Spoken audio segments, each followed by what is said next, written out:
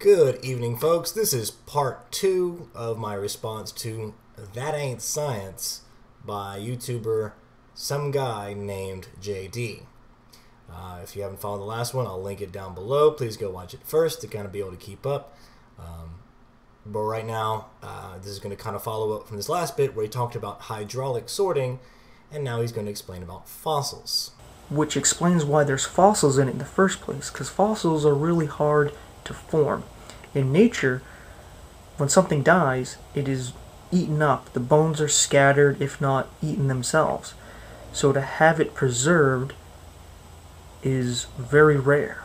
But to have all the fossils we have gives you more evidence for a global flood. Wrong, sir. Wrong! Now, it is true that most of the time when an animal is eaten, either parasites or scavengers or decomposition has occurred, and most fossils will not be produced unless it is in a very specific environment. However, there are a number of environments that allow for fossils to form.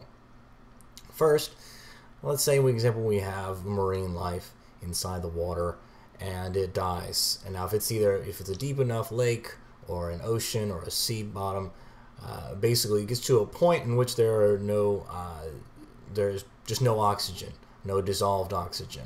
So at this point, no animals can really live there, so there's no scavengers and no little buggers that are going to eat this. So a lot of times we're going to find a lot of fossils at the bottom of the ocean.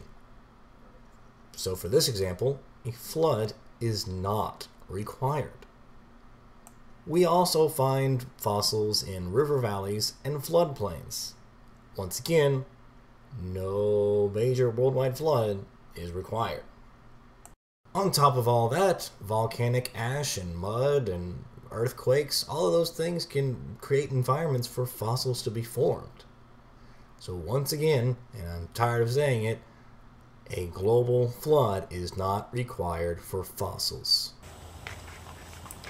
But to say these are thousands of years old or millions of years old is pure speculation and imagination, even when you get into the dating methods. Because to claim a dating method works is ridiculous. You can come up with a hypothesis that this dating method would work, but you can't really observe it and test it, retest it, and observe to see that it actually works. I'm really not sure what makes him assume that the radiometric dating is not repeatable and testable, observable, or anything like that.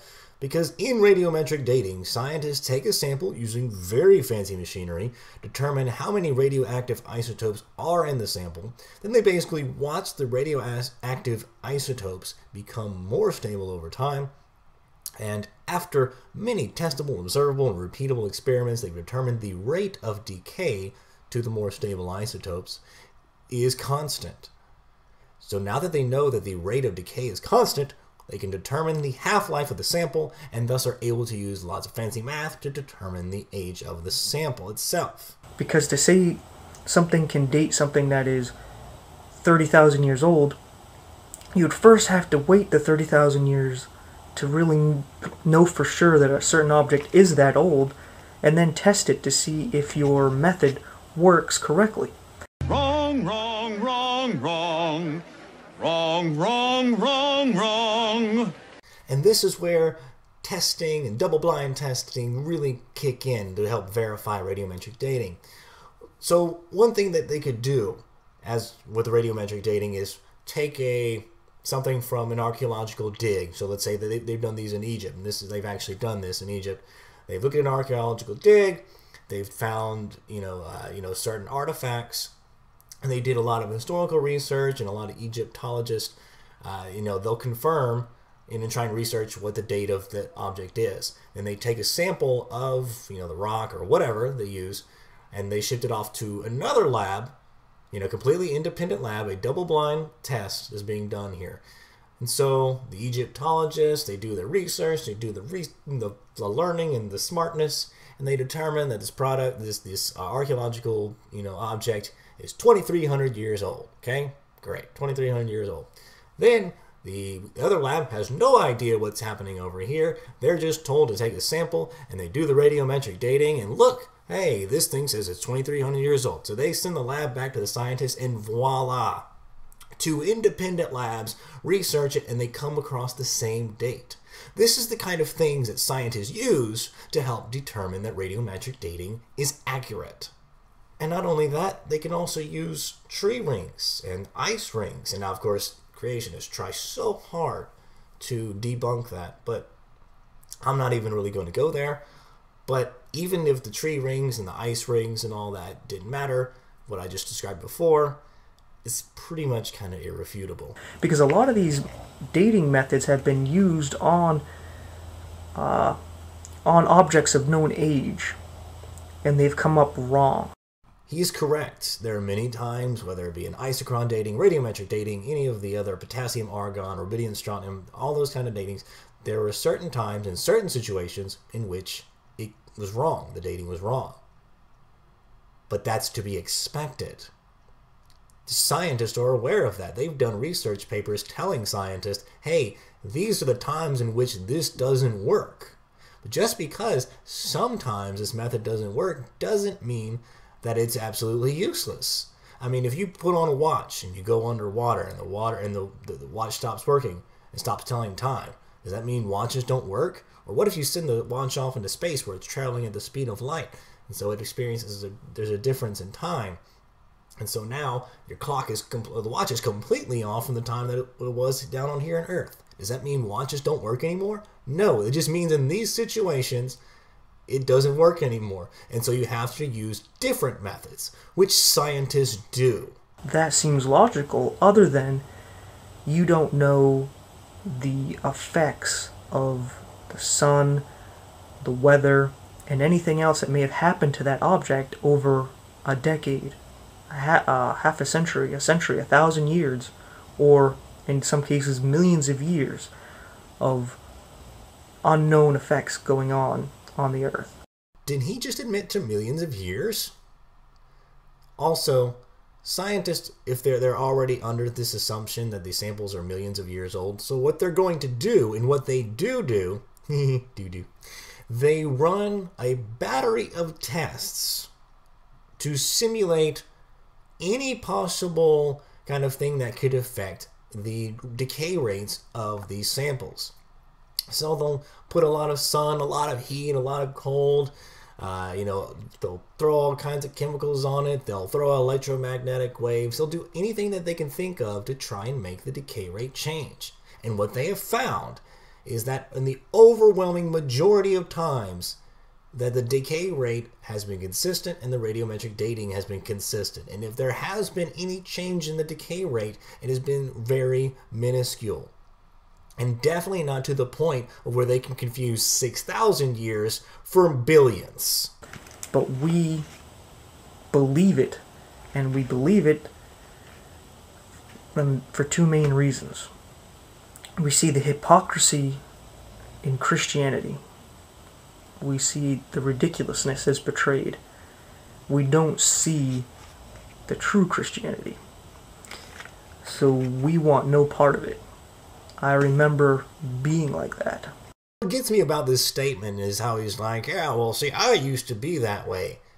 But now he's a Fundy creationist. So what was he before? Because generally, when we talk about Christians that are generally hypocritical, we're really mostly referring to the Fundies. Because generally the more liberal Christians, they're not really that hypocritical. We're generally very critical of the fundamentalists. So I don't know what he was before, and I don't know what it is that made him jump to fundamentalism, but man, you went the wrong route. And the other part is... I know where this is going. We want to do whatever we want to do. We like our sin.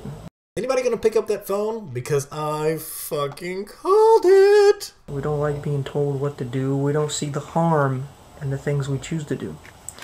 You know, what really gets me about this is, when creationists try to talk with evolutionists and try to tell them it's their sin, blah, blah, blah, blah. But what about the Christian scientists? So they have people that are Christians, that are scientists, that don't believe you. But yet, they just kind of, I don't know if they just ignore that, and then some of them will say that, like, oh, well, they're not, like, true Christians, or they're just being misled, blah, blah, blah.